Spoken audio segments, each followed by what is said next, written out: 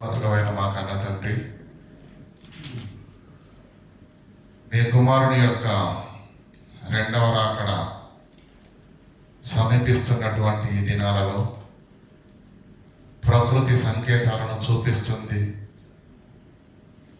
సమాజంలో తండ్రి సూచనలు స్పష్టంగా కనిపిస్తున్నప్పుడు మా ఆత్మీయ జీవితాన్ని పదలపరుచుకునే తండ్రి, విశేషంగా మీ యందు భయభక్తులు కలిగి ఉండవలసిన క్రైస్తవ్యం భిన్న బోధలతోటి సిద్ధాంతాలతో తండ్రి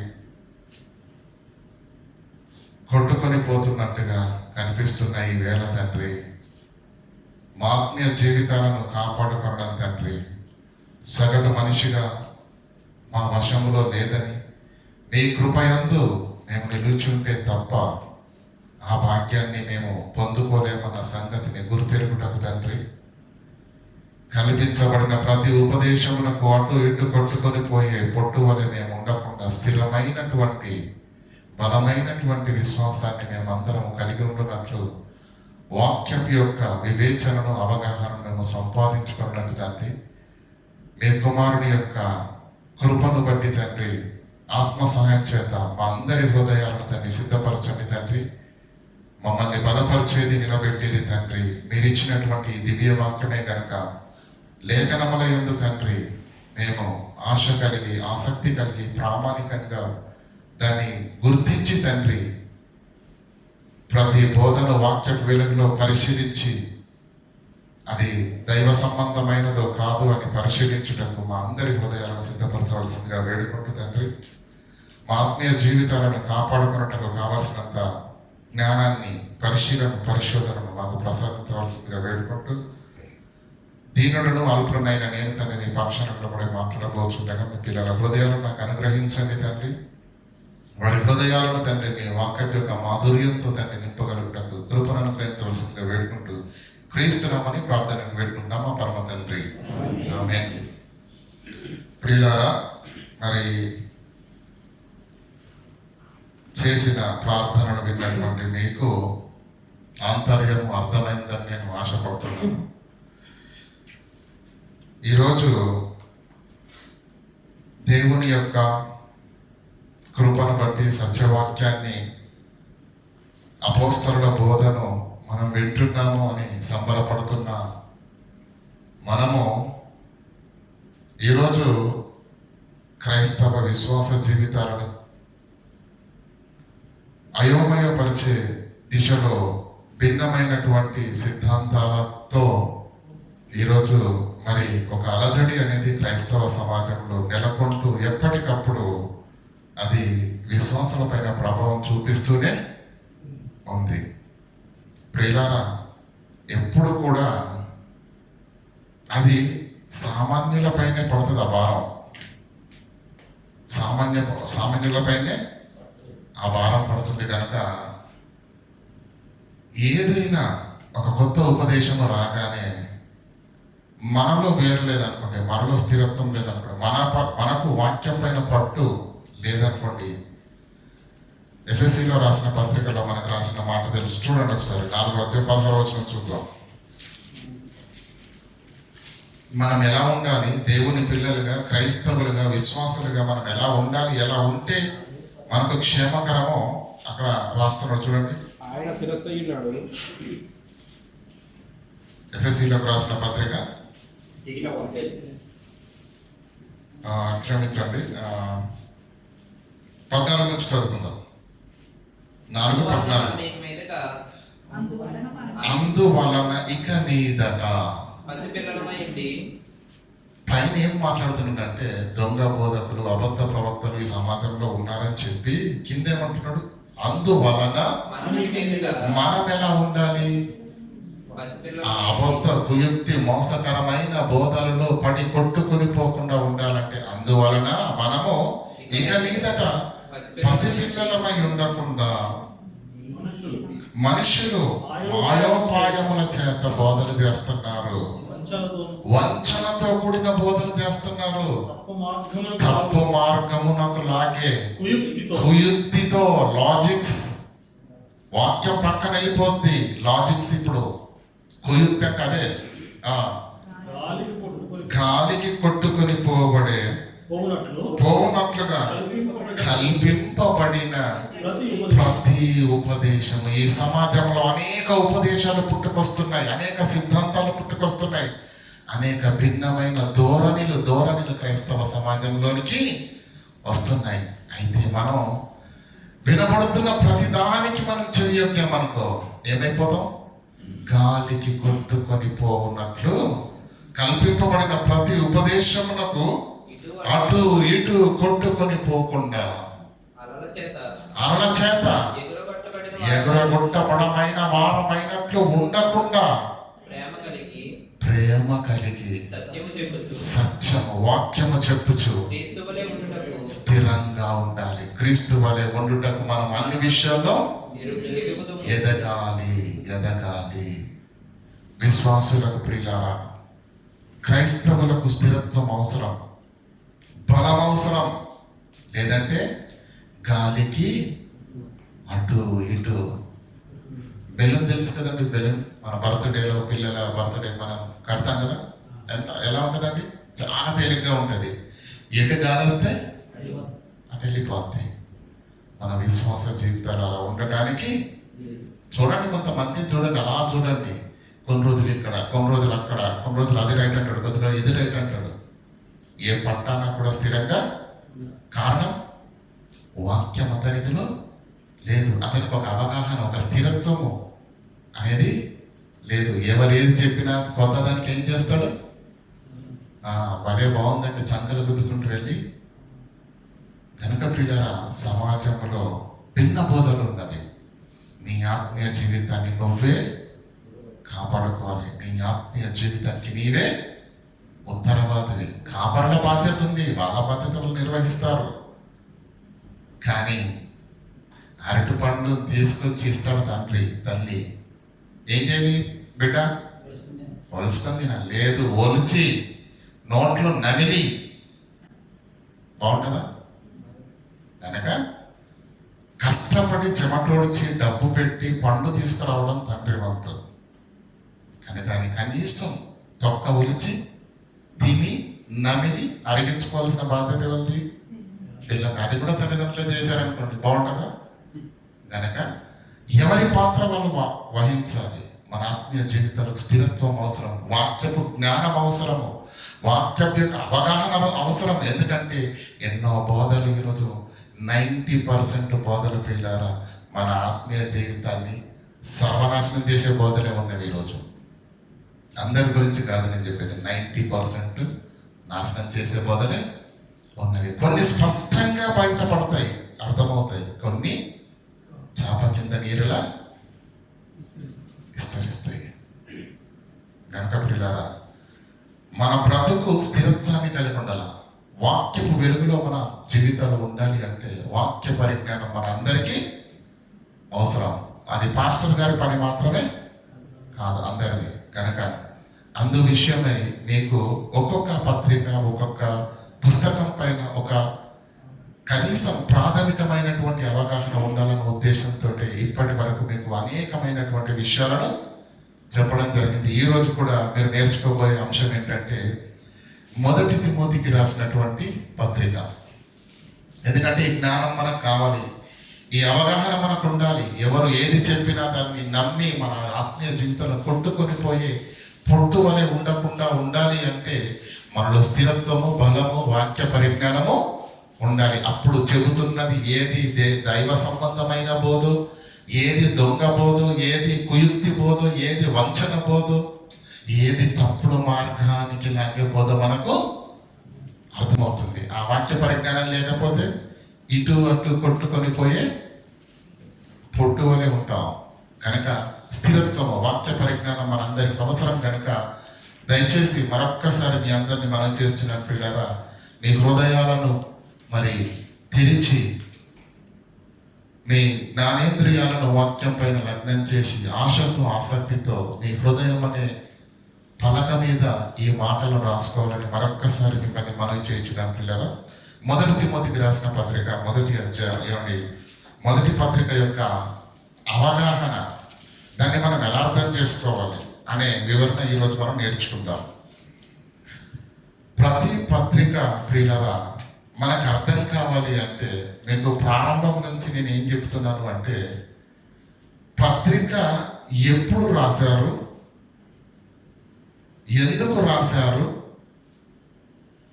ఆ పత్రికను రాయటానికి గల కారణాలు, సందర్భం, నేపథ్యం, బ్యాక్గ్రౌండ్ ఏంటి అనేది చెప్తున్నాను. ఇవి అర్థమైనవి అనుకో, అప్పుడు మీరేం చేయాలి? ఈ 3 విషయాలను మీరు మనసులో పెట్టుకొని మీరేం చేయాలి? అప్పుడు మీరు పత్రికను చదవాలి. అప్పుడు పౌలు గద్దిస్తున్నాడా, ఖండిస్తున్నాడా, సరిచేస్తున్నాడా, ఏం చేస్తున్నాడు, ఎందుకు అలా మాట్లాడుతున్నాడు, ఆయన ఉద్దేశం ఏంటి, అప్పుడు అర్థమవుతుంది. ఇందాక సహోదరులకు మాట చెప్పారు, ఓ అవివేకులైన గలతీయులారా మిమ్మల్ని ఎవడు భ్రమ పెట్టెను అంటే, ఆ పత్రిక రాయడానికి గల బ్యాక్గ్రౌండ్ ఏంటి?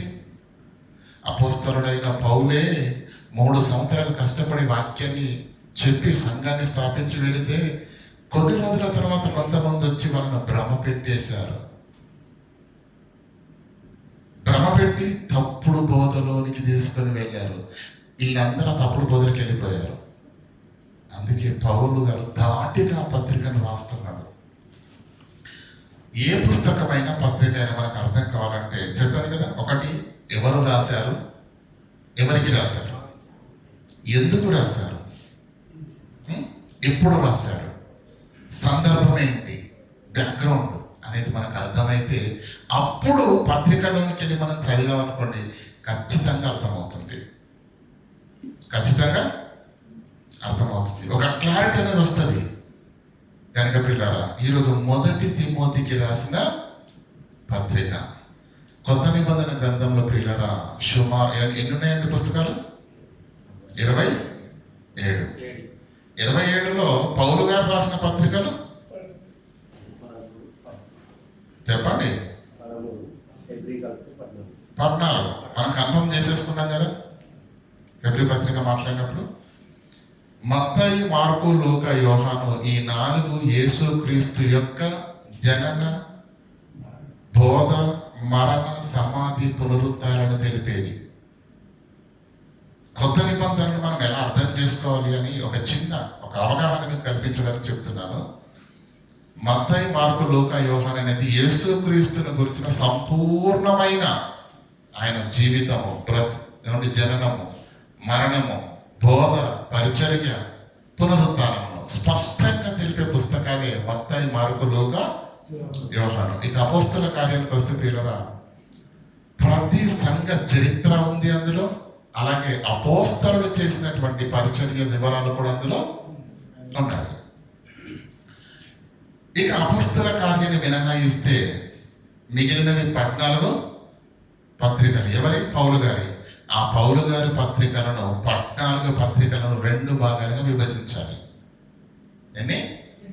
2 భాగాలు. ఒకటి సంఘాలకు రాసిన పత్రికలు, సంఘములో ఉన్న సమస్యలను బట్టి సంఘంలో ఉన్నటువంటి స్థితిగతులను సరిచేయటానికి సంఘాలకు, రోమా సంఘానికి, కొరంథీలకు, ఎఫెసీలకు, గలతీలకు, కొలసీలకు, ఫిలిప్పీలకు, సంఘాలకు రాసిన పత్రికలు అన్నీ. 1 తిమోతి, 2 తిమోతి, తీతుకు రాసిన పత్రికలు, ఫిలెమోనుకు రాసిన పత్రికలు, ఇవి వ్యక్తిగత పత్రికలు.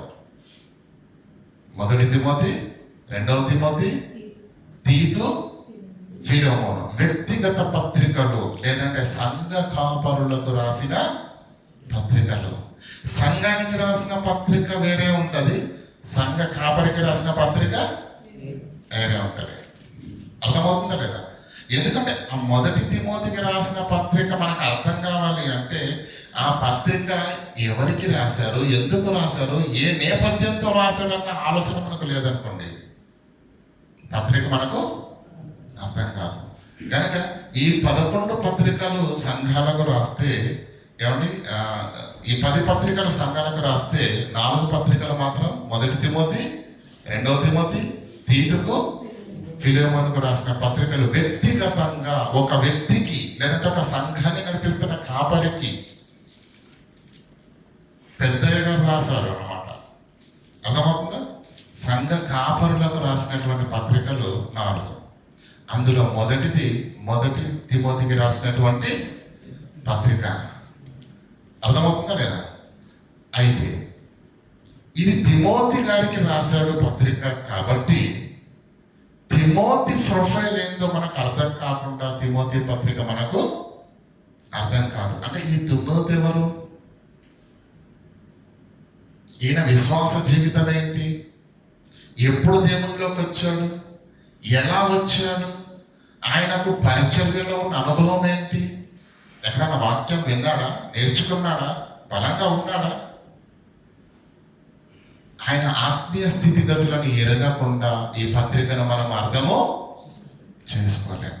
కనుక తిమోతికి పత్రికను ఏమండి ఆనాడు ప్రపంచాన్ని గడగడలాడించిన బోధకుడు అపోస్తలుడైన పౌలు, భూలోకమును తలక్రిందులు చేయవారు ఇక్కడికి ఆనాడు అలాంటి మహాజ్ఞానంతో ఏమండి తలక్రిందులు చేసేంత జ్ఞాన సంపన్నుడైనటువంటి పౌలు గారు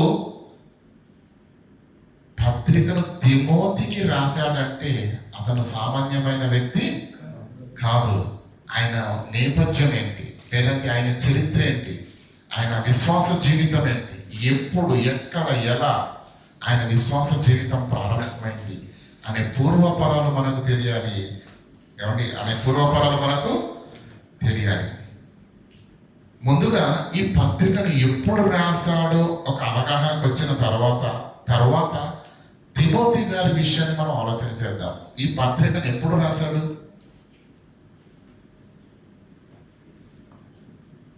రాశాడు?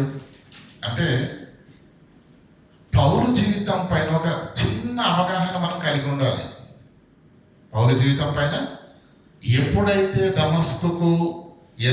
దమస్కులో ఉన్న క్రైస్తవులను తీసుకొని వచ్చి చెరసాలలో వేయాలని బయలుదేరాడో, యెరూషలేములో ఉన్న వాళ్ళని చితగొట్టి దమస్కులో క్రైస్తవులు ఉన్నారని చెప్పేసి వారిని పట్టుకొని రావడానికి వెళ్ళాడో, అప్పుడు యేసుక్రీస్తు ద్వారా పట్టబడి క్రైస్తవునిగా మారి అననీయ చేత ప్రార్థన బాప్తిసం తీసుకున్న తర్వాత క్రైస్తవుడైన తర్వాత ఆయన పరిచర్య జరిగింది ఎక్కడ? అంత్యోకయలో కదా. ఆ తర్వాత మొదటి సువార్త ప్రయాణం చేశాడు, రెండవ ప్రయాణం చేశాడు, మూడవ ప్రయాణము చేశాడు. తెలుసు కదా ఇది, అంటే చాలాసార్లు మనం మాట్లాడుకున్నాం పత్రికల్లో. మొదటి సువార్త ప్రయాణం చేశాడు, రెండవది చేశాడు, మూడవది చేశాడు. 3 ప్రయాణాల తరువాత ముగింపులో ఎఫెసు నుంచి బయలుదేరుతాడు.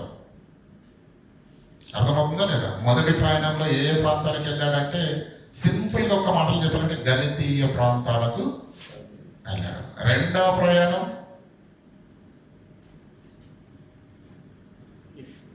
తెస్సలోనిక, దెర్బే, లుస్త్రా, ఇకోనియా, అలాగే బెరేయా, ఆ తర్వాత ఏథెన్సు, ఆ తర్వాత కొరంతి. రెండవ ప్రయాణంలో కొరంతిలో ఎక్కువ కాలం ఉంటాడు. ఆ కొరంతి అయిపోయిన తర్వాత మూడవ ప్రయాణంలో సుమారుగా 3 సంవత్సరాలు ఉన్నది ఎఫెసీ పట్టణంలో. అర్థమవుతుందా లేదా నేను చెప్పేది? 3 ప్రయాణాలు ఉన్నాయి. మొదటి ప్రయాణము, రెండవ ప్రయాణము, మూడవ ప్రయాణం. మూడవ ప్రయాణం ముగిసిన తర్వాత యెరూషలేముకి వెళ్తాడు పౌలు గారు. యెరూషలేముకు వెళ్ళి అక్కడ బంధింపబడతాడు. యూదులు అతన్ని కుట్ర చేసి బంధిస్తారు. ఆ యెరూషలేములో బంధించిన తర్వాత 2 సంవత్సరాలు అతన్ని ఇటు అటు తిప్పుతారే తప్ప అతనిని విడుదల చేయరు. ఎందుకంటే అధికారులు పరిశీలన చేస్తారు. వాళ్ళకి అర్థమైపోయింది ఇతడు మరణమునకు తగిన నేరమేమి చెప్పి ఆల్రెడీ అధికారులు చెప్తారు. అధికారులు ఏమండి ఆయన దేశద్రోహి అనడానికి ఎవరన్నా చంపాడా, నరికాడా, ఏమైనా ఆస్తులు దోసుకున్నాడా? మీ ధర్మశాస్త్రాన్ని గురించిన ఉపదేశం గురించి అయితే అది మరణానికి సంబంధించిన నేరం అయితే అది మీ చర్చిలో వెళ్ళి చూసుకోండి, కానీ ఇక్కడ ఏమండి గవర్నమెంట్ దానికి బాధ్యత వహించదు అని చెప్పిన సందర్భాలు కూడా ఉన్నాయి. అయితే పౌలు గారిని 2 సంవత్సరాలు యెరూషలేములో ఉన్నాడు. పౌలు గారిని విచారణ చేసినప్పుడు అధికారులకు అర్థమైంది ఇతడు ఏ నేరమో చేయలేదు. చెయ్యనప్పుడు విడుదల చేయొచ్చు కదా. విడుదల చేస్తే యూదుల దగ్గర నుంచి ఏం కోల్పోతాం? అధికారులకు ఏంటంటే ఆ రోజు యూదుల చేతనే మంచి వాళ్ళం అనిపించుకోవాలి, యూదుల యొక్క సపోర్ట్ మాకు ఉండాలి. ఒకసారి చూడండి, అపోస్తుల కార్యంలో 12వ అధ్యాయం మొదటికి వచ్చిన చదవండి. ఎందుకంటే అప్పుడు ఎక్కువ జనాంగంగా ఉన్నటువంటి వాళ్ళు దాదాపు అదే కాలమందు రాజైన హేరోదు సంఘపు వారిలో కొందరిని బాధ పెట్టుటకు కొందరిని బలాత్కారంగా పట్టుకొని యోహాను సహోదరుడైన యాకోబును ఖడ్గముతో చంపించిన. ఎందుకు చంపించాడు? కిందికి చదవండి. ఇది యూదులకు ఇష్టమైనదని తెలుసుకొని అంటే యోహానును చెరసాల్లో వేసి తలగొట్టించినప్పుడు యూదులు ఎంత సంబరాలు చేసుకున్నారో మాటల్లో చెప్పలేము. అది హేరోదుకు అర్థమైంది. అంటే ఇలా చేస్తే క్రైస్తవులను చంపితే యూదులకు బాగా ఇష్టమన్నమాట. అయితే పేతురును కూడా లక్క చేయడం అన్నాడు. అర్థమవుతుందా లేదా? అలా యూదుల యొక్క మెప్పు పొందటానికి యెరూషలేములో 2 సంవత్సరాలు, ఒక న్యాయ విచారణ చేయడానికి 2 సంవత్సరాలు అవసరం అండి. వస్తున్నారు, ఓకే, పరిశీలన చేస్తున్నారు, అర్థమైపోయింది పౌలు దోషమేమీ లేదు. కానీ విడుదల చేస్తే యూదులు కోప్పడతారు, వాళ్ళ సపోర్ట్ అవసరం కనుక యూదులను మెప్పించడానికి ఇటు విడుదల చేయలేదు, అటు శిక్ష 2 సంవత్సరాలు గడిచిపోయిన తర్వాత అప్పుడు అంటాడు, ఇక ఇది ఇక్కడ తేలిపోయే వ్యవహారంలో లేదని. పౌలు ఏమంటాడంటే, నేను కైసరు ఎదుటనే చెప్పుకుంటాను నా బాధ, ఇక మీ వల్ల కాదు అని. ఎందుకంటే ఆయనకు రోమ పౌరసత్వం ఉన్నది కనుక ఆయన కోరిన కోరిక మేరకు ఆయన యెరూషలేములో నుంచి రోమాకు పంపిస్తారు. పడవ ప్రయాణంలో చాలా ఇబ్బందులు ఉంటాయి. మీరు అపొస్తలుల కార్యం 27వ అధ్యాయం చదివితే మీకు క్లియర్గా అర్థమైపోతుంది. చాలా కష్టతరంగా దేవుని కృప చేత బ్రతికి బట్ట కట్టే అవకాశం లేని స్థితిలో నుంచి మొత్తానికి దేవుడి కృప చేత చేరుకున్నాడు. చేరుకున్న తర్వాత అక్కడికి వెళ్ళి కైసరు ఎదుట నిలబడ్డాడు. నిలబడిన తర్వాత కైసరు వచ్చాడు. ఏంటి అంటే, ఇతడు నేరం మోపబడినటువంటి వ్యక్తి. ఓకే, నేరం మోపిన వారేవి రండి అనేసరికి యూదులు అక్కడికి వెళ్ళిన వారు కాదు. నేరం మోపబడిన వ్యక్తి ఒక్కడు రాగానే న్యాయ వ్యవస్థలో పరిష్కారం జరుగుతుందా? జరగదు. నేరము మోపబడిన వాళ్ళు ఉండాలి, నేరము మోపిన వాళ్ళు కూడా ఉండాలి. ఆ ఇరువురి సమక్షంలోనే న్యాయ నిర్ణయం అనేది జరుగుతుంది. పౌలేమో వచ్చేసాడు, కానీ ఇతని పైన కంప్లైంట్ ఫిర్యాదు చేసిన వాళ్ళు, ఇతడు నేరస్తుడే అని గవర్నమెంట్కు అప్పగించిన వాళ్ళు ఎవరైతే ఉన్నారో ఆ యూదులు ఎవరో రాలేదు. ఇప్పుడు వాళ్ళు రాకుండా ఈయనను శిక్షించను లేదు, విడుదల చేయలేదు. మరి ఏం చేయాలి ఇప్పుడు? అపొస్తలుల కార్యంలో 28వ అధ్యాయం చేయండి.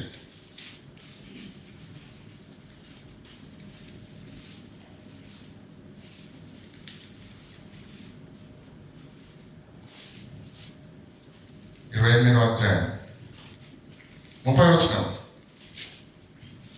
పౌలు 2 సంవత్సరాలు పూర్తిగా తన అద్దె ఇంటి కాపురం ఉండి తన యొద్దకు వచ్చేవారిని అందరినీ. ఏమండి అర్థమవుతుందా? పౌలు 2 సార్లు చెరసాలకు వెళ్తాడు. మధ్యలో 1-2 రోజులు వెళ్ళాడు, అది వేరే విషయం. కానీ ఎక్కువ కాలము చెరసాలలో గడిపినటువంటి దాఖలాలు 2 సందర్భాల్లో ఉంటాయి. ఒకటి ఏమండి, మొదటి చెర, తర్వాత 2వ చెర. మొదటిసారి చెరసాలలోకి వెళ్ళిన తర్వాత 2 సంవత్సరాల తర్వాత విడుదల అవుతాడు.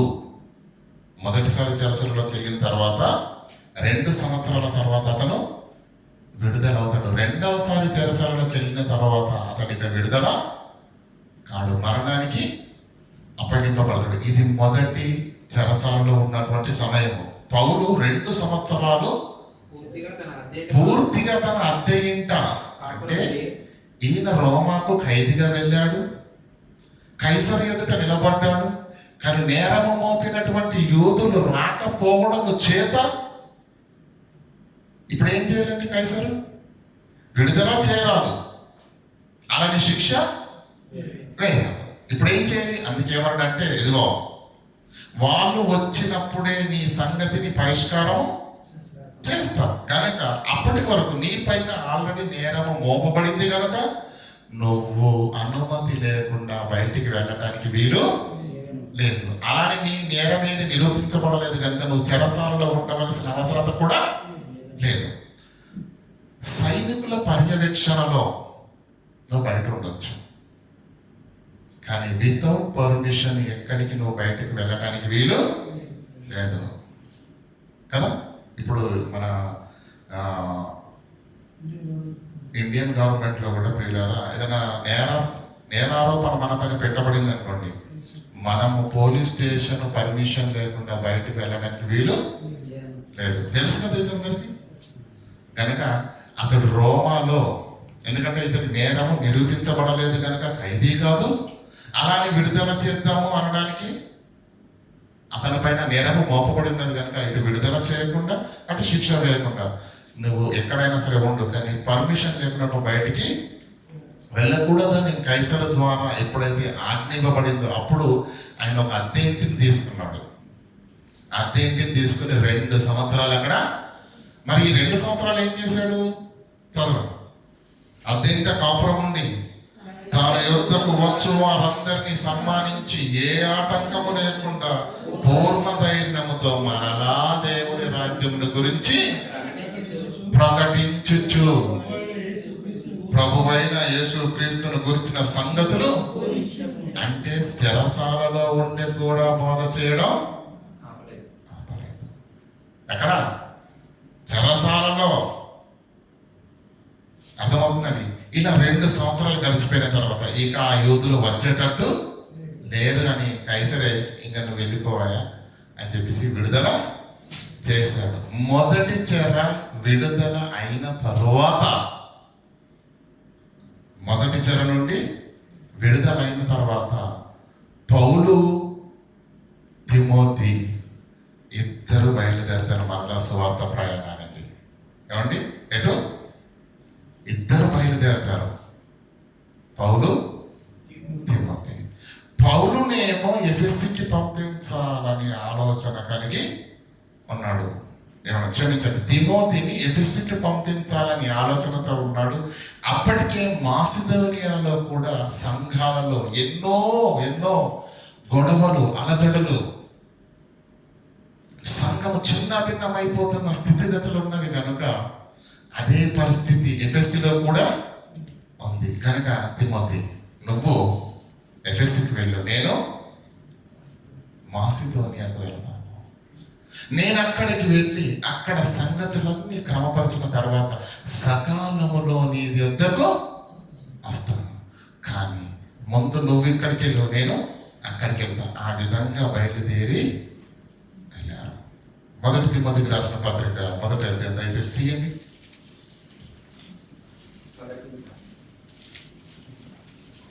మొదటి తిమోతి మొదటి అధ్యాయము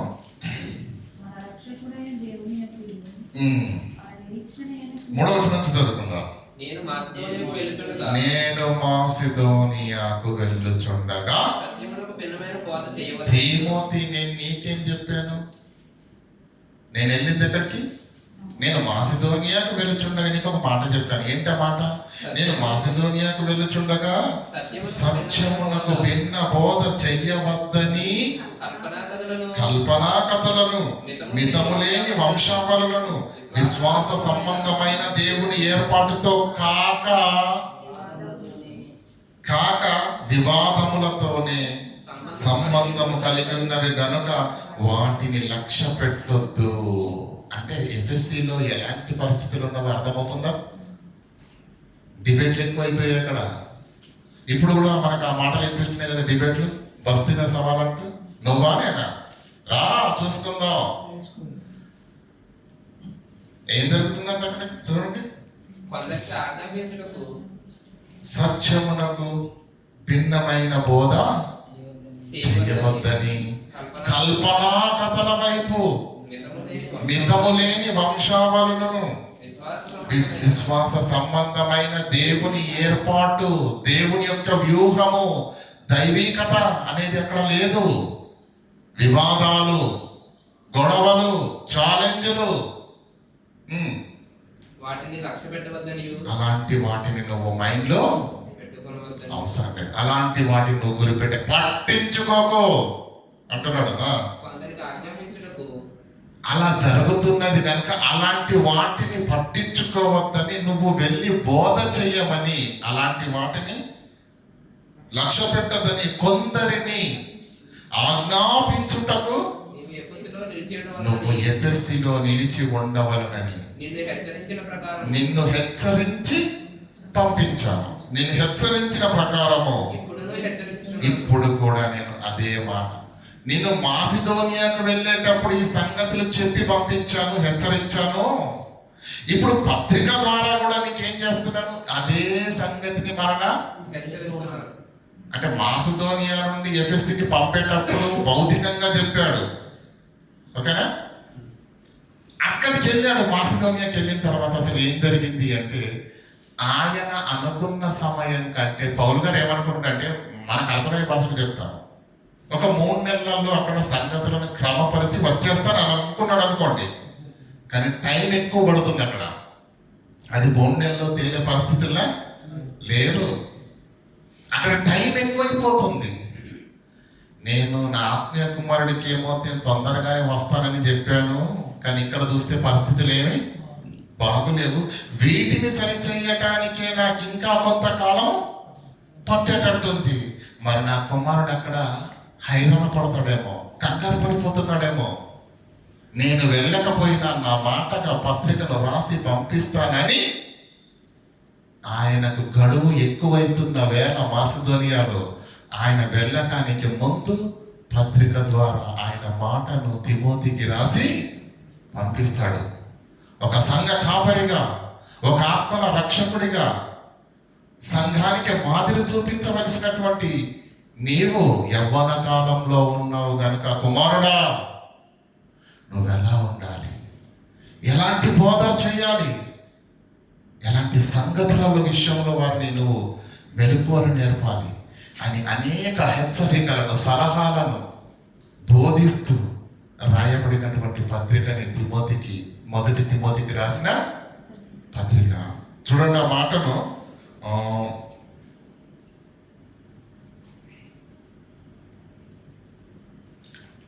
ఒకసారి 4వ అధ్యాయం 18వ వచనం చదవండి. నా కుమారుడైన తిమోతి, నీవు విశ్వాసమును మంచి మనస్సాక్షియు కలిగిన వాడవై.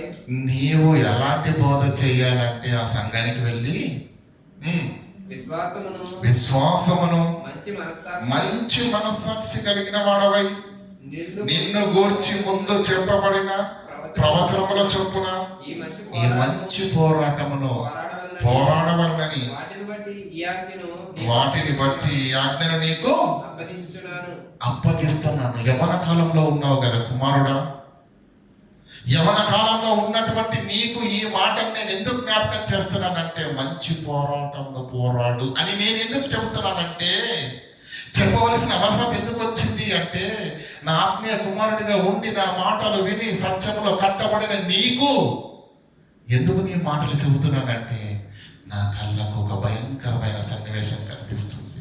ఏంటది?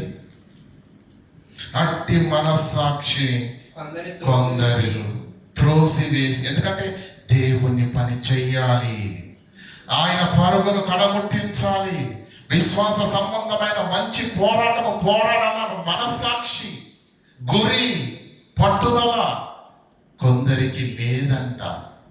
కొందరు ఈ మనస్సాక్షి, ఈ మనస్సాక్షిని, ఈ ఆలోచన విధానాన్ని, ఈ పట్టుదలను, ఈ గురిని త్రోసివేసి, కొంతమంది త్రోసివేశారంట. విశ్వాస విషయమై ఓడ బద్దలై బద్దలైపోయిన వారి వలె చెడి ఉన్నారు. చెడిపోయారట. అంటే దేవుని పనిలో గురి ఉండాలా,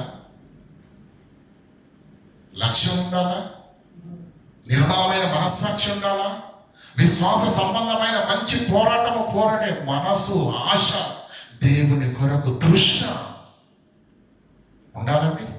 ఉండాలి. ఉంటేనే దేవునితో అంటగట్టబడి ఉంటాడు. ప్రియులారా, దావీదుకు దేవునిపై ఉన్న ప్రేమ ఏ ప్రియురాలు కూడా ప్రియుని మీద చూపించలేనంత గొప్ప ప్రేమ. అర్థమవుతుంది లేదా? అంతగా దేవుణ్ణి హత్తుకున్నాడు, అంతగా దేవుని పైన ఆధారపడ్డాడు. ఏ కష్టం వచ్చినా ఆయన కనులెత్తి చూసేది ఎక్కడికో తెలుసా?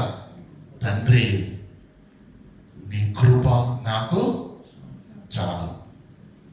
అంత అంకితభావ, అంత ఆధ్యాత్మికంగా దేవునికి అంటు కట్టబడ్డాడు, దేవుణ్ణి ప్రేమించాడు. పిల్లరా, గురి, పట్టుదల, లక్ష్యం. రాజు అంటే సామాన్యమైన విషయం అండి. రాజు అండి, అఖండ ఇశ్రాయేలు సామ్రాజ్యాన్ని పరిపాలించిన రాజు సింహాసనం మీద కూర్చుండడం అంటే సామాన్యమైన విషయం తీరుకుంటారా? కానీ ధర్మశాస్త్రాన్ని చదవటంలో కానీ, ధర్మశాస్త్ర విధులను పాటించడంలో ఏనాడు కూడా ఊచ తప్పకుండా దేవుని పనికి పెద్దపీట ఇచ్చినటువంటి మహాగణుడే రాజైన దావీదు. సింహాసనం మీద కూడా కూర్చున్న ఆయన కూడా దేవుని పనిని నిర్లక్ష్యము చేయలేదు. మన దగ్గర మనకు సింహాసనం ఉన్నాయండి, ఉన్నాయా? సింహాసనం ఉండదు, పాడు ఉండదు, కూర్చుండని కూర్చే ఉండదు. కానీ దేవుని దగ్గర పెద్దమంటే మన దగ్గర టైము ఉండదు. ఇక్కడ దేవుణ్ణి మనం ప్రేమిస్తున్నామంటే దాని కొరకు మనం ఇచ్చే టైం, వెచ్చించే సమయము, పడే కష్టం అదే చూపిస్తుంది నువ్వు దేవుణ్ణి ప్రేమిస్తున్నావో లేదో. కనుక ఇటువంటి మనస్సు, ఇటువంటి మనస్సాక్షి ఎవరికైతే ఉంటుందో వారు దేవునిలో ఉంటారు. ఆ మనస్సాక్షిలో చూడండి, దేవుని పని, దేవుని కొరకు పని చేయాలి, పోరాటం చేయాలి, విశ్వాస సంబంధులుగా ఉండాలి, నిర్మలమైన మనస్సాక్షి ఉండాలి.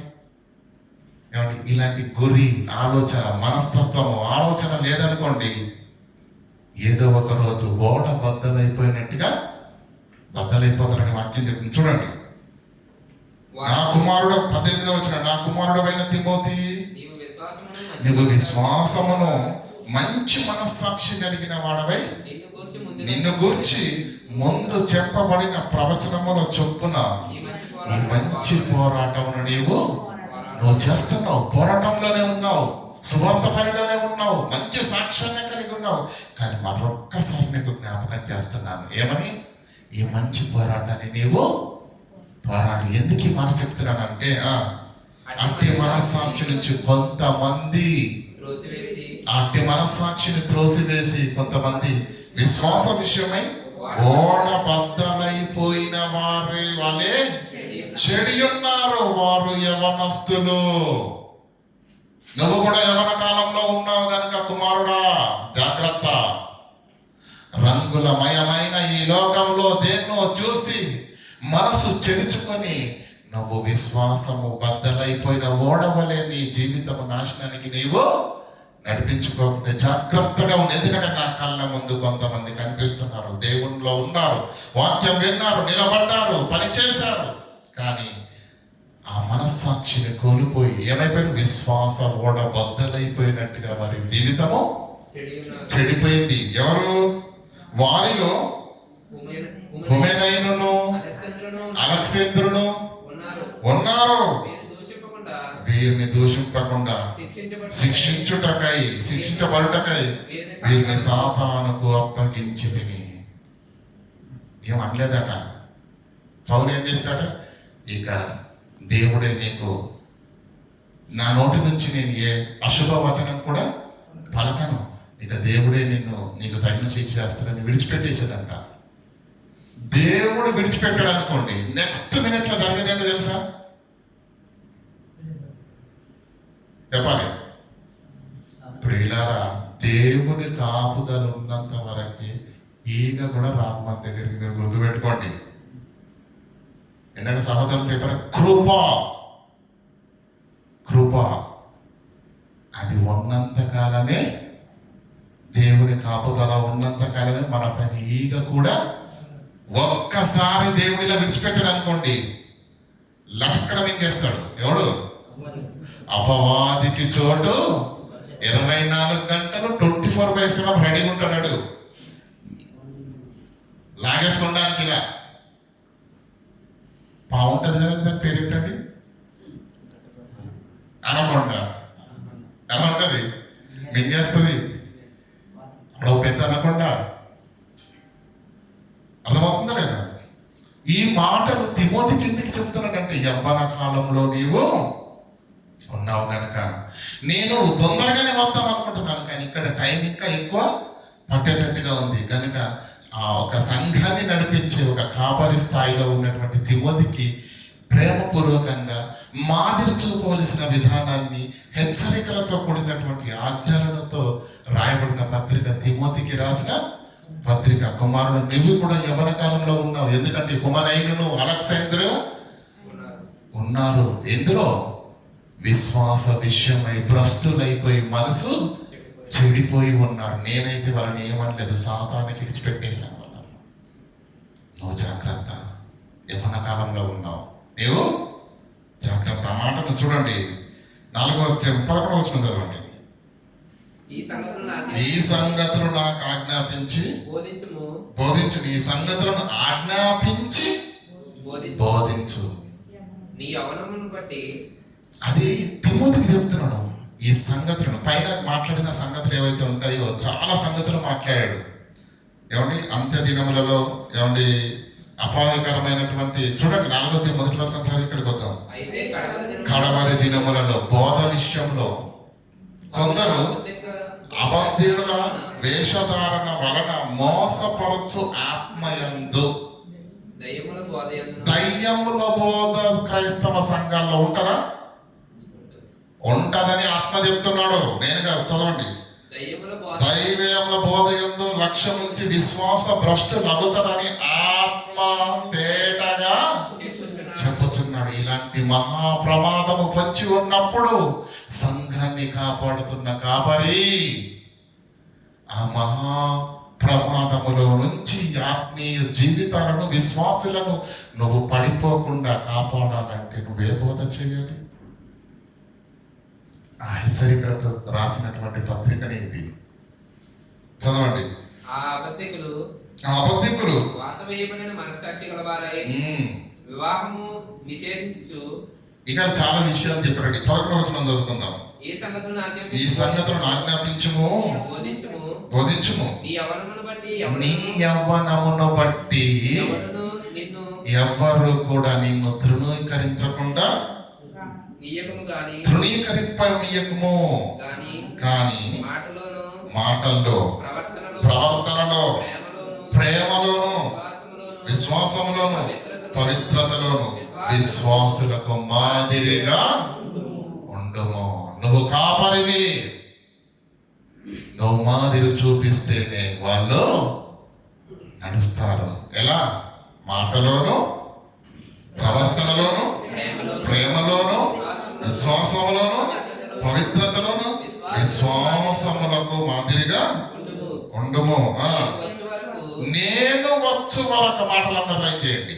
నేను ఈ పత్రిక ఎందుకు రాస్తున్నాను? నేను రావడం లేట్ అవుతుంది.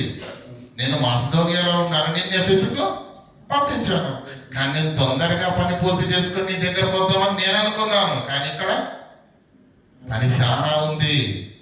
అంత మొండి హృదయాలు తయారైపోయారు. ఎవరు దేవుని మాటలు లేరు, సంఘంలో బలంగా లేరు, మళ్ళీ లోకంలో కలిసిపోయారు. వీళ్ళందరినీ మరలా దేవుని వైపు త్రిప్పాలంటే ఇంకా నాకు కాస్త టైము పట్టేటట్టుగా ఉంది. అక్కడ కూడా పరిస్థితులు బాగా ఎఫెసీలో కుమారుడు యవనస్తుడు, అనుభవం లేనివాడు. ఆ కుమారుడు ఎలా వాటిని సరిచేస్తున్నాడు తెలియదు. ఎంత యవనంలో, ఎంత దేవుణ్ణిలో ఉన్నా యవన కాలంలో ఉందంటే ఆ కోపమే సర్రం వచ్చేస్తుంది కదండి కోపం. గనక యవనస్తుడు ఏ విషయంలో కూడా నీవు నీ యవనమును బట్టి తృణీకరింపకుండా చూసుకో, జాగ్రత్తగా ఉండాలి అని ఈ మాటలను, హెచ్చరికలను ఒక కాపరిగా సంఘానికి నువ్వు ఎలాంటి మాదిరిని చూపించాలన్న విషయాన్ని తెలియపరుస్తూ ఏమండి తన ఆత్మీయ కుమారుడికి రాసినటువంటి పత్రిక ఇది. ఏమంటారు చూడండి, నేను వచ్చు వరకు చదువుట యందును, హెచ్చరించుట యందును, బోధించుట యందు జాగ్రత్త. కుమారుడా జాగ్రత్త. సంఘాలు బాగులేవు, పరిస్థితులు బాగులేవు, విశ్వాసాలు బాగులేవు. బోధలు ఎలా వచ్చేసాయంటే దయ్యముల బోధ.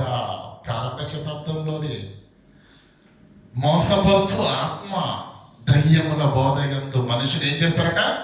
లక్ష్యం ఉంచుతారట.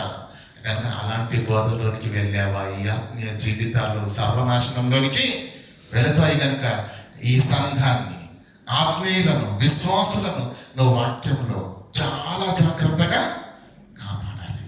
కాబట్టి గొర్రెలు కాసే కాపరిని మనం చాలాసార్లు చూసామో లేదండి? ఒక్కడే ఏం చేస్తాడండి? మందం తీసుకొని అడవికి వెళ్ళిన తర్వాత మీరు ఎక్కడైనా గంగలో వండి, నాకు సంబంధం లేదు, మీ ఏమండి మీ దారిన మీరు వండి అని చెప్పేసి ఎక్కడన్నా చెట్టు కిందికి వెళ్ళి పడుకుంటాడండి కాపరి? నో. ఎక్కడి నుంచి పులి వస్తుందా, తోడేలు వస్తుందా, ఆ మందలో ఉన్న వాటికి హాని కలిగిస్తుందా అని చెప్పేసి కంటి మీద రెప్ప కొనుకు పాటు లేకుండా కంటికి రెప్పల మందను కాపాడుకునేవాడే ఎవరు? గొర్రెల కాపరి. కనుక వాటి అందు విశేషమైన జాగ్రత్త కలిగి ఉండాలి. అందుకే ఇక్కడ ఏమంటుండు? ఆ కాపరికి పత్రికను రాస్తున్నాడు. కనుక ఏమంటుండు? నేను వచ్చు వరకు, నేను రావడం లేట్ అవుతుంది నాన్న, నేను వచ్చే వరకు చదువుట యందు హెచ్చరించాలి. తప్పు చేస్తున్న వాడిని ఊరుకోవద్దు, వాడు పెట్టేకి పోతాడు, గద్దించు. బోధించుట యందు జాగ్రత్త. నేను వస్తాను, నేను వచ్చిన తర్వాత సంగతులను క్రమపరుస్తాను. కానీ నువ్వు యవ్వన కాలంలో ఉన్నావు బిడ్డ, నువ్వు జాగ్రత్తగా ఉంటే నేను నిన్ను చూస్తూ పెరుగుతున్న సంఘము కూడా జాగ్రత్తగా ఉంటుంది. మాదిరిని చూపించు. ఏ విషయంలోనూ కూడా నిన్ను నిందించడానికి అవకాశము ఇవ్వకు. జాగ్రత్త అంటూ జాగ్రత్త రాశాడు. చూడండి 3వ అధ్యాయం 14వ వచనం చదవండి. శీఘ్రముగా నీ యొద్దకు వత్తునని నిరీక్షించుచున్నాను. అయినను నేను ఆలస్యము చేసిన ఎడల దేవుని మందిరములో నాకు రావాలనే ఉంది. మాసిదోనియా నుండి తొందరగా ఎఫెసుకు రావాలనే ఉంది. కానీ కారణం ఏంటి? పరిస్థితులు ఏంటి? నన్ను రానివ్వట్లేదు. ఇంకా కాస్త సమయము పట్టేటట్టుగా ఉంది. కనుక నువ్వు ముందుగా వెళ్ళావు కనుక అక్కడ నువ్వు చాలా జాగ్రత్తగా ఉండు. పరిస్థితులు బాగులేవు. వాటన్నిటికీ నిలదొక్కుని అక్కడ ఉన్న సమస్యలన్నింటినీ సంఘంలో ఉన్నటువంటి సమస్యలను నువ్వు క్రమపరచాలి. ఈ క్రమపరిచే విధానంలో కోప్పడకుండా ఎదుటి వారికి నిన్ను ప్రశ్నించే స్థితి ఇవ్వకుండా నువ్వు అన్ని విషయాల్లో జాగ్రత్తగా ఉండు అని హెచ్చరిక. ఎందుకంటే తండ్రి కదండి, ఆత్మీయ తండ్రి కదా పౌలు గారు. ఆత్మీయ తండ్రి తన కుమారునికి ప్రేమపూర్వకంగా హెచ్చరికలతోటి జాగ్రత్తలను నేర్పిస్తూ మెలకువలు, సంఘములు ఒక కాపరిగా ఎలాంటి మెలకువలు కలిగి ఉండాలి, ఎలాంటి సేవ చేయాలి, ఎలాంటి మాదిరి చూపించాలని వ్యక్తిగతంగా తనను బలపరచడానికి రాసినటువంటి పత్రిక ఈ 1 తిమోతికి రాసిన పత్రిక. అయితే ప్రియులారా, ఇదంతా బాగానే ఉంది. కానీ తిమోతి గారి విశ్వాస జీవితం ఎప్పుడు ప్రారంభమైంది? ఎలా ప్రారంభమైంది? ఎందుకు ఆయన ఏ స్థితిలో వచ్చాడు దేవుని యొద్దకు? ఈరోజు ఏ స్థితిలో కనిపిస్తున్నాడండి మనకు? ఒక సంఘానికి నాయకుడిగా, ఒక సంఘ కాపరిగా కనిపిస్తున్నాడు. ఒక్కసారి మనం ఆలోచన చేయగలిగితే తిమోతి గారు పౌలు గారితో ఎప్పుడు జాయిన్ అయ్యారు? ఎవరికన్నా ఆలోచన ఉంటే ఒక్కసారి చెప్పండి దయచేసి. ఎప్పుడండి? చిన్నగా చెప్పాను మీకు.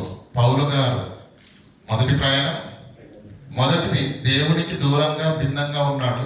రక్షించబడ్డ తర్వాత సిరియాలో ఉన్న అంత్యోకయలో సంవత్సరం పాటుగా వాక్యాన్ని బోధించినప్పుడు మొట్టమొదటిగా ప్రపంచంలో ఆ సంఘంలో ఉన్న వాళ్ళే క్రైస్తవులు అనబడ్డారు. అంత గొప్ప సేవ చేసిన తర్వాత సువార్త ప్రయాణాలు ప్రారంభించాడు. మొదటిది, రెండవది, మూడవది. ఆ తర్వాత యెరూషలేములో 2 సంవత్సరాలు శిక్షించకుండా, విడుదల చేయకుండా అతనితోటి బంతాట ఆడారు గవర్నమెంట్ యూదులు. మనం అంటాం కదండి, ఫుట్బాల్ ఆడినట్టు ఆడేస్తున్నాడని. అంటే అటు తనకి అటు వెళ్ళిపోవడం, అటు నుంచి కొడితే ఇట్లా అలా జరిగింది 2 సంవత్సరాలు. ఆ 2 సంవత్సరాల తర్వాత రోమా ప్రయాణంలో 2 సంవత్సరాలు. అర్థమవుతుందా?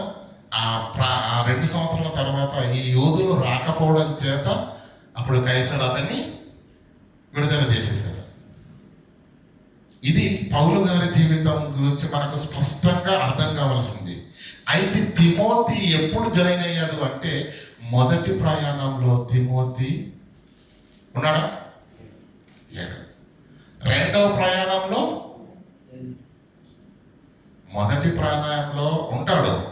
ఎలా ఉంటాడంటే చూద్దాం. అపోస్తుల కార్యములు 14వ అధ్యాయం.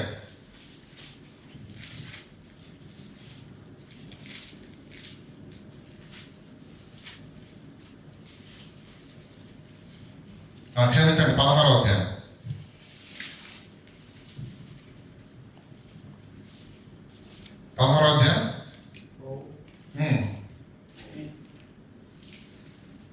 మొదటి నుంచి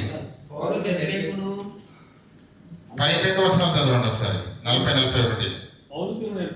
పౌలు శీలను ఏర్పరచుకొని, ఎందుకంటే పౌలు బర్నబా మొదటి ప్రయాణం చేశారు. యోహాను గురించి ఎప్పుడైతే వివాదం వచ్చిందో వాళ్ళిద్దరు వేరైపోయారు. పౌలు శీలను ఏర్పరచుకొని సహోదరుల చేత ప్రభు కృపకు అప్పగింపబడిన వాడై బయలుదేరి సంఘములను స్థిరపరచుచు సిరియా కిలికియా దేశముల ద్వారా సంచారం చేయుచుండెను. ఇది రెండవ ప్రయాణం. పౌలు దెర్బేకును లుస్త్రాకును వచ్చాను. అక్కడ తిమోతి అని ఒక శిష్యుడు ఉండేను. ఎప్పుడు వచ్చాడండి? అప్పటికే తిమోతి ఎవరు అంటే మొదటి ప్రయాణం చూడగానే శిష్యుడు అయిపోతాడు. అర్థమవుతుందా లేదా? రెండవ ప్రయాణంలో ఆయన లుస్త్రాకును దెర్బేకును వచ్చాడంట. అక్కడ ఎవరున్నారంట? తిమోతి అని ఒక శిష్యుడు. ఎప్పుడు శిష్యుడు అయ్యాడు?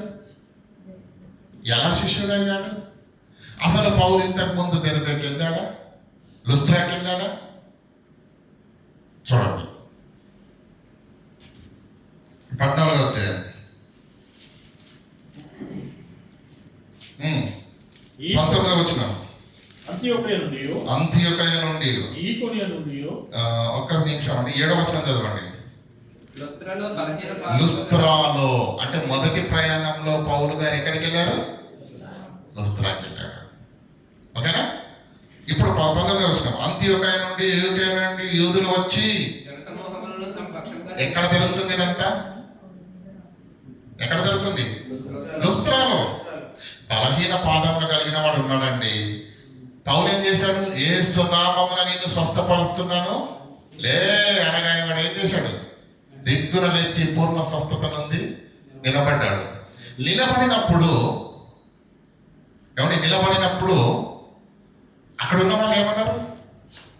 కొండివాడిని నీవు ఎంత స్పష్టంగా స్వస్థపరిచావంటే మీరు మనుషులు కాదు, మీరు దేవుళ్ళయ్యా అన్నారా? అని ఊరుకున్నారా? వీళ్ళకు దండలు బలిగొడానికి ఎద్దులను తీసుకొని వచ్చేసారు. అవునా కాదు? అలాంటి వాళ్ళు మీరు దేవుళ్ళే అని భావించినటువంటి వాళ్ళు ఈకోనియా నుండి అంత్యోకయ నుండి యూదులు వచ్చి జన సమూహములను తమ పక్షముగా చేసుకొని దేవుళ్ళు మీరు అన్నారు. పౌలుకి ఏం పేరు పెట్టారండి? హెర్మే కదా, ముఖ్య ప్రసంగి అని చెప్పి హెర్మే అని పేరు పెట్టింది వాళ్ళే. మీరు మనుషులు కాదయ్యా, మీరు దేవుళ్ళు, దైవాంశ సంబూతులను పొగిడింది వాళ్ళే. మరి అంత గొప్ప భావం ఉన్న వాళ్ళు యూదులు వచ్చి యూదులు వచ్చి ఏదో చెప్పేసరికి ఎలా అయిపోయారట? ఈకోనియా నుండి అంత్యొకయ నుండి యూదులు వచ్చి జనసమూహం తమ పక్షముగా చేసుకుని పౌలు మీద కొట్టింది ఎవరు? ఆ లుస్త్రాలో ఉన్న ప్రజలే. మీరు దేవుళ్ళు, మీరు దైవాంశ సంభూతులని పొగిడిన వాళ్ళే ఎవరో వచ్చి ఏదో చెప్పేసరికి రాళ్ళు పట్టారంట. ఎలాంటి వ్యక్తిత్వాలు చూడండి, అర్థమవుతుందా లేదా? స్థిరమైన ఆలోచన లేదు, ఎవరేం చెప్తే అది అంతే, గాలికి కొట్టుకొని పోయే పొట్టది. స్థిరమైన ఆలోచన ఉండదు. రాళ్ళతో కొట్టారా? రాళ్ళు నుండి అతడు చనిపోయానని అనుకొని పట్టణము వెలుపలికి అతనిని ఈడ్చిరి. అయితే శిష్యులు అతని చుట్టూ నిలిచి ఉండగా, అయితే శిష్యులు, అది అంతా ఎక్కడ జరుగుతుంది? లుస్త్రాలో జరుగుతుంది. ఇది ఎప్పుడు? మొదటి ప్రయాణంలో. అర్థమవుతుందా లేదు? ఇది మొదటి ప్రయాణంలో లుస్త్రాలో జరిగిన అతి భయంకరమైన సంఘటన. అసలు పౌలు చచ్చిపోయాడు అనుకున్నారు కాబట్టి విడిచిపెట్టారు. కొన ఊపిరితో ఉందని వారికి ఏమాత్రం అనుమానం వచ్చిన గొంతును వెళ్ళి చంపేసేవారేమో, అంత పగతో రగిలిపోయారు పిల్లరా. కానీ చనిపోయాడు అనుకొని విడిచిపెట్టి ఏమైనా ఈడ్చుకుంటూ వెళ్ళిపోయారట. ఇదంతా జరుగుతున్నది ఎక్కడ? లుస్త్రా అంటే తిమోతుల ఊరు. అర్థమవుతుందా లేదా? ఇప్పుడు చదవండి 16వ అధ్యాయం. లుస్త్రాకు వచ్చును, అక్కడ తిమోతి అనే శిష్యుడు ఉండెను. అతడెవరు? యూదురాలి కుమారుడు, విశ్వసించిన యూదురాలి యొక్క కుమారుడు. అతడు తండ్రి ఎవరు? గ్రీకు దేశస్థుడు. అతడు లుస్త్రాలోను ఈకోనియాలోను ఉన్న సహోదరుల వలన మంచి పేరు పొందినవాడు. అతడు తనతో కూడా బయలుదేరి రావాలని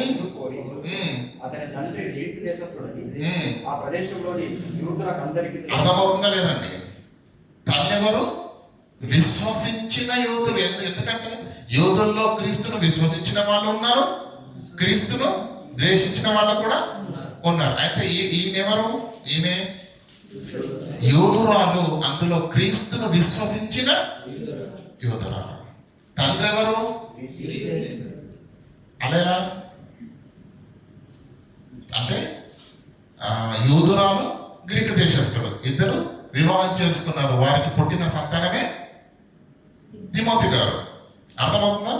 అంటే గ్రీకు దేశస్థుడు అంటే అన్యుడు, యూదుడు కాదు. అతడు లుస్త్రాలోను ఈకోనియాలోను ఉన్న సహోదరులలో మంచి సాక్ష్యము, మంచి పేరు, వ్యక్తిత్వం కలిగినటువంటి వ్యక్తి. ఎవరు? తిమోతి. అతడు తనతో కూడా బయలుదేరి రావాలని పౌలు కోరి. ఏమంటే పౌలు వెళ్ళాడు, లుస్త్రాకి వెళ్ళాడు. ఏమంటున్నాడు అంటే ఎవరితోటి? యూదురాలతోటి. వాళ్ళ అమ్మ పేరు యూనికే. మనకు తిమోతి పత్రికలో కనిపిస్తుంది, నీ తల్లి అయినా యూనికే. వెళ్ళాడు. అమ్మా, నేను సేవలో ఉన్నాను, నేను పరిచర్య చేస్తున్నాను, నాకు సహకారంగా నీ కుమారుడు కావాలి, పంపిస్తానండి. ఎవరైనా? లుస్త్రాలో ఏం జరిగిందో తెలుసా? కొన్ని నెలల క్రితమే నువ్వు సేవ చేస్తున్నావు, నువ్వు వాక్యాన్ని ప్రకటిస్తున్నావు, కానీ నిన్ను ఏం చేశారు యూదులు? రాళ్లతో కొట్టి చంపేశారు. అసలు నువ్వు బ్రతుకుతావన్నా ఏమంటే ఎటువంటి అవకాశం లేని స్థితిలో నిన్ను కొట్టారు. ఏమంటే నువ్వే బ్రతకడమే మహా అద్భుతం, మా కల్లారా చూసాం దాన్ని. ఇక నీతోటి సేవకు పంపిస్తే ఏదో ఒక రోజు నీకు పట్టిన గతే నా కుమారుడికి కూడా పడుతుంది. తెలిసి నేను ఆ శ్రమలలోనికి నా కుమారుణ్ణి నేను నెట్టను, పంపను అన్నదా? కళ్ళ ముందటి మహా ఉపద్రవాన్ని, రాళ్లతో కొట్టే భయంకర సన్నివేశాన్ని చూసి కూడా అదే పౌలుతోటి సేవలోనికి వెళ్ళు నాయనా అని పంపించింది అంటే తల్లి పిల్లల మరణం ఎక్కడికైనా వస్తుందండి. తెలుగులో ఒక సామెత ఉంది, వంతులో ఉంటే బంతిలోకి వెళ్ళిన, బంతి అంటే బంతి భోజనం ఉంటుంది తెలుసా అండి, తెలంగాణ అంటారా అట్లా. బంతి భోజనం అంటే అందరు ఇక్కడ నుంచి అక్కడ వలసలో కూర్చొని తింటారు కనుక బంతి భోజనం అంటారు. వంతులో ఉందనుకోండి అంటే మనకు రాసి పెట్టుంటే అంటారు కదా మాట, వాడు బంతిలో కూర్చున్నా ఒక్కడే ఉన్నప్పుడు వాడి పైన పెడేమని పడడం కాదు, బంతిలో ఉన్న కరెక్ట్ వాడి దగ్గరికి వెళ్ళి తల పగులుతుంది. అంటే బంతిలో ఉంటే బంతిలో ఉన్న తప్పదు అన్నట్టుగా ప్రియులారా, పౌలు గారు ఎప్పుడైతే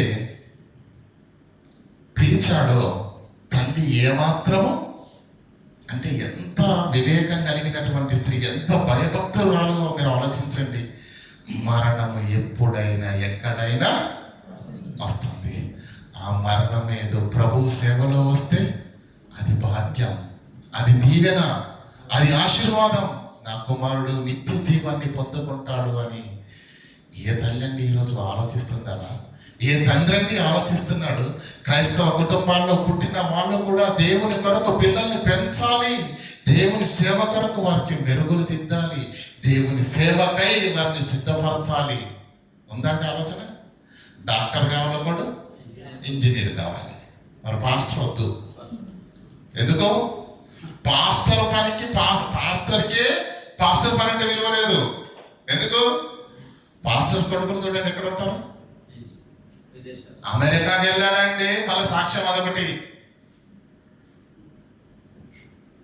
సేవకుడికి అర్థమైతే తన తదనంతరము తరాన్ని కూడా సేవలోనే నిలిపిస్తాడు. ప్రియుల, ఆమె యూదురాలు, భక్తిపరుడైన యూదురాలు ఎప్పుడైతే పౌలు నాతోటి పంపించమ్మా నీ కుమారుని అనేసరికి మారు మాట్లాడకుండా తల్లి తండ్రి సాగనంపారు. అంటే ఒక్క మాటలో చెప్పాలంటే మరణానికి, అంతే కదండి. దినమెల్లా మేము వధించబడిన వారము, వధకు సిద్ధమైన గొర్రెల వలె ఆనాడు పౌలు సేవ చేశాడు. అంటే సమాజం ఎలా ఉంది, ప్రభుత్వం ఎలా ఉంది, క్రైస్తవులను ఊచకోతకొస్తున్న దినాలండి అవి. అలాంటి తరుణాలలో తల్లి సేవకు పౌలుతోటి పంపించింది అంటే దైవికంగా ఆత్మీయంగా ఎంత బలంగా ఉన్నారో మీరు ఆలోచించండి. దైవికంగా ఆత్మీయంగా ఎంతో బలంగా ఉన్నారు కనుక వెళ్ళు అనగానే, నేను తీసుకెళ్తాను అనగానే తల్లి అంటూ చెప్పలేదు, నేను రాను బాబోయ్, మొన్న నిన్నే రాళ్ళతో చిత్త కొట్టేశారు, ఇంకా నీ ఎంబటి వస్తే ఇంకా నా పని కూడా ఏదో ఒక రోజు అయిపోతుంది. అసలే ఏమండి ఇప్పుడిప్పుడే ఏంటి యవన కాలంలో ఉన్నాను, చిన్న బాలుని భయపడిపోయాడండి, బెదిరిపోయాడా? దేవునిని మనసారా ప్రేమిస్తే భయము మన దరిదాపుల్లో కూడా ఉండదు. ఫిలిస్తీన్లో ఏమండి యుద్ధ వీరుడు ఉన్నాడు, పేరేంటి? గొలియాత్. వాడిని చూస్తేనే చెమటలు పడతాయి. 6 అడుగుల ఆజాన బాహుడు, కండలు తిరిగిన దేహం, వాడి కత్తి మరడానికి ఇద్దరు కావాలి. అర్థమవుతుందా? అలాంటి వాడిని చూసి ఇశ్రాయేలు సైన్యం అంతా గుండెలు జారిపోయాయి. వచ్చాడండి ఒక చిన్న బుడ్డోడు, ఏమన్నాడు? వాడి కండల్ని, వాడి కత్తిని, వాడి యుద్ధ నైపుణ్యతను చూసి బెంబేలెత్తిపోతున్నారు ఇశ్రాయేళ్ల సైన్యం అంతా. దావీదు ఏమన్నాడు తెలుసా అండి? ఫిలిస్తీయుడు ఏ పాటి వాడన్న మాట ఎందుకన్నాడు తెలుసా? నా వెనకాల దేవుడు అన్నాడు. నీ వెనకాల ఎవడున్నారా? అంతే కదా. జీవము గల దేవుని సైన్యములను తిరస్కరించుటకు సున్నతి లేదంటే దేవుడు లేనడని అర్థం. నా పక్కన దేవుడు, నా బలమే దేవుడు. నిలబడ్డాడు చిన్నోడు. అలా ఉండాలండి విశ్వాసం. తిమోతి కూడా ప్రియులారా చిన్న వయసులోనే పౌలు గారితో వచ్చేసారు. ఇది ఇలాగే ఉంచండి. మొదటి తిమోతికి రాసిన పత్రిక 6వ అధ్యాయం తీయండి దయచేసి. 6వ అధ్యాయం 9వ వచనం. ధనవంతులకు ఆపేక్షించేవారు ఒక్క నిమిషం తమ్ముడు.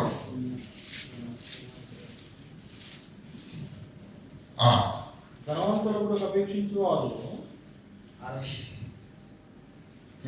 శోధనలను గుళ్ళను అవివేక యుక్తమును హానికరమునైన సంతృష్టి సహితమైన దైవభక్తి కలదు. క్షమించండి, ఇక్కడ ఇందాక మనం చదువుకున్నాం కదా, యవనాన్ని గురించి మాట్లాడుతున్నాడు కదా ఇక్కడ 11వ వచనంలో. నీ యవనమును బట్టి 4:11 నీ యవనమును బట్టి అనే మాటను మీరు ఆలోచన చేయండి. నీ యవనమును బట్టి నాకు అర్థం కాలేదండి, కాస్త మీరు తెలుగులో చెప్పండి. యవనుడు అంటే ఎన్ని సంవత్సరాలు ఉంటారు? యవనస్తుడు మీరు చెప్పండి. 18 చెప్పండి. 20 చేసుకుందామా? 18 అంటున్నారా? 18 నుంచి 20 చేసుకుందాం. అంటే ఈ పత్రిక రాసే సమయానికి తిమోతి గారికి ఉన్న వయసు ఎంత? 18 సంవత్సరాలు యవన ప్రాయం. ఓకే, కాకపోతే ఒక వయస్సును మనం అనుకుంటే ఆయన ఎప్పుడు సేవకు బయలుదేరడం మనకు అర్థమవుతుందా? ఒక 18 ఏళ్ళు వేసుకుందాము, 20 ఏళ్ళు వేసుకుందాము, చెప్పండి. 18 ఏళ్ళు వేసుకుందాం పోనీ. ఈ పత్రిక రాసే సమయానికి ఆయనకు 18 ఏళ్ళు ఉన్నాయి అనుకుంటే ఎప్పుడు బయలుదేరాడు ఆయన? 2 సంవత్సరాలు రోమాలో చెర, ఓకేనా? 2 సంవత్సరాలు యెరూషలేములో కాలయాపన. ఎన్ని ఆయన? 4 సంవత్సరాలు. 3వ ప్రయాణము 3 సంవత్సరాలు. ఎన్ని? 4 3 7 చెప్పండి. 4 3 ఎంత? 7. ఓకే, మరలా 2వ ప్రయాణం ఎంత? అదో 3 సంవత్సరాలు. ఎంత? అర్థమవుతుందా లేదా? 18 అనుకుంటారు, 20 అనుకుంటారు, మీ ఇష్టం. దానికనే 10 సంవత్సరాలు తీసేయండి. అప్పుడు ఎంత ఉండే వయసు? 10 సంవత్సరాలు 12 సంవత్సరాల వయసులో ఉన్నప్పుడే తిమోతి పౌలు గారితో సేవకు వెళ్ళాడు. వెళ్ళిన ఆ బాలుడి విశ్వాసం ఏంటి, ధైర్యం ఏంటి, ఆత్మీయ స్థితి ఏంటి, పంపిన తల్లి గుండెంటి మీరు ఆలోచించండి. యూదురాలు, విశ్వసించిన యూదురాలి కుమారుడు ఎలా పంపిందండి? 12 ఏళ్ల బాలుడిని సేవకు తీసుకెళ్ళయ్యా, మరణం ఎప్పుడైనా వస్తుంది, నా కుమారుడు దేవుని సేవలో మరణిస్తే నేను సంతోషిస్తాను, తీసుకెళ్ళు. అలాంటి తల్లులు ఉన్నారా? అలాంటి తండ్రులు ఉన్నారా? అలాంటి బిడ్డలు ఉన్నారా? చెప్పండి. యవనస్తులుగా కొమ్ములు తిరిగిన పొట్టేళ్ళలా పెరిగిపోయారు. దేవుని యొద్దకు మాత్రం రారు. తల్లి వస్తుంది, తండ్రి వస్తాడు, పిల్లలు మాత్రం దేవుని దగ్గరికి రారు, సంఘానికి రారు. పైగా ఏమంటారు తెలుసా? నువ్వు వెళ్ళమ్మా, నేను రాను. క్రైస్తవ కుటుంబాలలో పిల్లల్ని పెంచే విధానంలో చాలా మార్పులు రావాలి. ఒక తల్లి యూనిక్ని చూసి ఈరోజు అనేక తల్లులకు ఆదర్శప్రాయంగా కనిపిస్తుంది. 12 ఏళ్ల పసిబాలుడు, 10 ఏళ్ల పసిబాలుడు అంతటి మహాయోధునితోటి సేవకి వెళ్ళాడు. ఆ తర్వాత ఈ ప్రయాణాలలో 2వ ప్రయాణం కదండి, 2వ ప్రయాణంలోనే కదా. 2వ ప్రయాణంలో ఒకసారి 18వ అధ్యాయం తీయండి. 18వ అధ్యాయము అపోస్తల కార్యములు 18వ అధ్యాయము 18వ వచనం. పౌలు ఇంకను బహుజనములు అక్కడ ఉండిన తర్వాత ఎక్కడ? కాదు, ఇది కొరింథీలో జరుగుతున్న సందర్భం ప్రియులారా. మీరు అటు తర్వాత పౌలు ఏథెన్సు నుంచి బయలుదేరి 18వ అధ్యాయం మొదటి వచనం. కొరింథీకి వచ్చాడు, కొరింథీలో పరిచర్య చేశాడు 18 నెలలు. 18 నెలలు అక్కడ సువార్త జరిగించిన తర్వాత 18 వచనం చదవండి. ఇంకా బహుదినములు ఉన్న తరువాత సహోదరుల యొక్క సెలవు పుచ్చుకొని తనకు ఒక మొక్కుబడి ఉందంట. కెంక్రేయలో తన వెంట్రుకలను కత్తిరించుకొని ఓడ ఎక్కి సిరియాకు బయలుదేరాలని బయలుదేరాడు. ప్రిస్కిల్లా, అకులా అను వారు అంటే కొరంతి నుంచి కెంక్రేయకు బయలుదేరాడు. ఎందుకు బయలుదేరాడు? తల వెంట్రుకలను కత్తిరించడం. ఎందుకంటే మొక్కుబడి, యూదుడు కదా, మొక్కుబడి ఉంది కాబట్టి తల వెంట్రుకలు కత్తిరించడానికి సిరియాకు వచ్చేసాడు. ప్రిస్కిల్లా, అకులా అను వారు అతనితో కూడా వెళ్ళారు. ప్రిస్కిల్లా, అకుల అనేవారు కూడా కొరంతి నుంచి పౌలు గారితో ఎక్కడికి వచ్చారు? సిరియాకు వచ్చారు. వారు ఎఫెసులోకి వచ్చినప్పుడు వారు కూడా ఎక్కడికి వచ్చారు? పౌలు గారితో ఎఫెసీకి కూడా వచ్చారు. అతడు వారిని అక్కడ విడిచిపెట్టి ఎఫెసీకి వచ్చాడు. ఎఫెసీకి వచ్చాడు. ఈ పత్రిక తిమోతి ఎఫెసీలో ఉన్నప్పుడే రాయబడింది. అంటే తిమోతి గారి జీవితంలో మొట్టమొదటిగా సువార్త పని చేయడానికి రెండవ ప్రయాణము ముగింపులో మొదటిసారి ఎఫెసీకి వెళ్ళాడు పౌలుతో. చదవండి. అతడు వారిని అక్కడ విడిచిపెట్టి తాను మాత్రము సమాజ మందిరంలో ప్రవేశించి యూదులతో తర్కించుచుండెను. ఇంకా కొంతకాలముండుమని ఎఫెసీలో ఉన్న వారు రిక్వెస్ట్ చేశారు. అతడు ఒప్పుకోలేదు. దేవుని చిత్తమైతే నేను మళ్ళా వస్తానని చెప్పాడు. రెండవ ప్రయాణం ముగింపులో అలా వెళ్ళి ఇలా వచ్చాడు. మన భాషలో చెప్పాలంటే మెరుపు తీగ వెళ్ళినట్టు వెళ్ళాడు. కొన్ని రోజులు ఉన్నాడు. అక్కడి నుంచి వెళ్ళిపోయాడు. మూడవ ప్రయాణం మొత్తము ఎఫెసీలోనే ఉన్నాడు. మీరు ఒక్కసారి ఇంటికి వెళ్ళిన తర్వాత అపొస్తలుల కార్యంలో చదవండి. మూడవ ప్రయాణంలో అద్భుతమైన సేవ జరిగింది. పౌలు చేత విశేషమైన అద్భుతాలు జరిగించినప్పుడు ఆయన చేతి గుడ్డలు ఏమంటే ఆయన చేతికి తగిలినటువంటి నడకట్లైనను చేతి గుడ్డలైన రోగుల యుద్ధం తీసుకువెళ్ళినప్పుడు రోగులు స్వస్థపడ్డారు. మాంత్రిక విద్యను అభ్యసించిన వాళ్ళు అక్కడ ఉన్నారు. స్కెవయ అనే ఒక ప్రధాన యాజకుని యొక్క కుమారుడు. ఇదంతా ఎఫెసులో జరిగిన పరిచర్య. అప్పుడు పౌలుతో తిమోతి కూడా అక్కడే ఉన్నాడు. ఆ పరిచర్యలో ఉన్నాడు. స్కెవయ అనే ప్రధాన యాజకుని యొక్క కుమారులు ఏం చేస్తారట? మంత్రముతో ఉచ్చాటన చేస్తున్నారట. అసలు యూదులు దేవుని పిల్లల కదా. అందులో యాజకులు దేవుని ధర్మశాస్త్రాన్ని ప్రకటించవలసిన వాళ్ళు. అందులో ప్రధాన యాజకుడైన స్కెవయ అంటే ఆడి పిల్లలు ఏం చేశారట? దౌర్భాగ్యులు మంత్రాలు నేర్చుకున్నారంట, మంత్రోచ్చారణ. పౌలు స్వస్థతలు చేస్తున్నాడు. యేసు నామమున నిన్ను స్వస్థపరుస్తున్నాను లేదనేసరికి లేచి కూర్చుంటున్నాడు. కుంటివాడు లేస్తున్నాడు, గుడ్డివాడు కళ్ళు వస్తున్నాయి. వీళ్ళేమనుకున్నారంటే ఓ సింతేనా, యేసు నామమున స్వస్థపరుస్తున్నాను లే అంటే లేచిపోతున్నారు.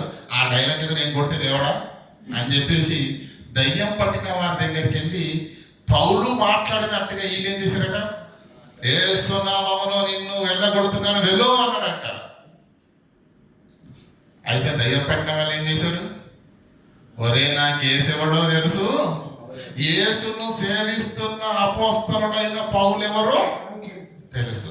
వాళ్ళు కత్తిస్తే నేను వెళ్తాను కానీ నువ్వెవడరా అని చెప్పేసి వాళ్ళ బట్టలు ఊడిపోయేలా కొట్టారు. ఈ సంగతి ఎఫెసీలో ఉన్న వారికి అందరికీ ప్రసిద్ధి గాంచి అందరూ ఈ దేవుని యొక్క శక్తి మహత్యాన్ని గుర్తుపట్టి ఏం చేశారు తెలుసు? మాంత్రిక విద్యను అభ్యసించిన వాళ్ళందరూ వచ్చి అక్కడ భోగి మంట వేసి మంటను వేసి ఏం చేశారు? ఆ మాంత్రిక గ్రంథాలను కాల్చివేశారు. అంటే ఎంత అద్భుతంగా ఎఫెసీలో 3 సంవత్సరాలు సేవ చేశారో మీకు చెప్తున్నాను. ఆ సేవలో తిమోతి కూడా ఉన్నాడు. అంటే ఆయన సంఘానికి కాపరిగా ఉన్నాడు. అంటే సంఘానికి ఎప్పుడు వెళ్ళనోడు అనుకోండి, కాపరిగా ఎలా ఉంటాడు? సంఘంలో ఉన్నవాడై ఉండాలి, పరిచర్య చేసిన వాడై ఉండాలి, ఆత్మీయులతో బంధాన్ని కలిగిన వాడై ఉండాలి. ఆ బంధమే రెండో ప్రయాణం ముగింపులో ఉంది, మూడో ప్రయాణం మొత్తం ఉంది. చెరసాలకు వెళ్ళిన తర్వాత ఆ చెరసాల నుంచి బయటికి రాగానే అప్పటికే ఎఫెసీ సంఘంలో కలహాలు, విభేదాలు, ముఖ్యంగా పదవుల కోసం కొట్లాట, అధ్యక్ష పదవి కొరకు రాష్ట్రంలో సీట్లు కావాలి. ఈ మధ్య సంఘంలో గొడవల కారణం ఏంటండి? పదవులు, అధికారాలు, గుర్తింపు. అది ఈనాటిది కాదు, ఆనాటి నుంచే ఉన్నది. కనుక తిమోతి నీవు వెళ్ళి అందరినీ సెపరేట్లీ అసలు అధ్యక్ష పదవిని ఎవడైనా ఆశిస్తున్నాడంటే అది చాలా దొడ్డ పదవి.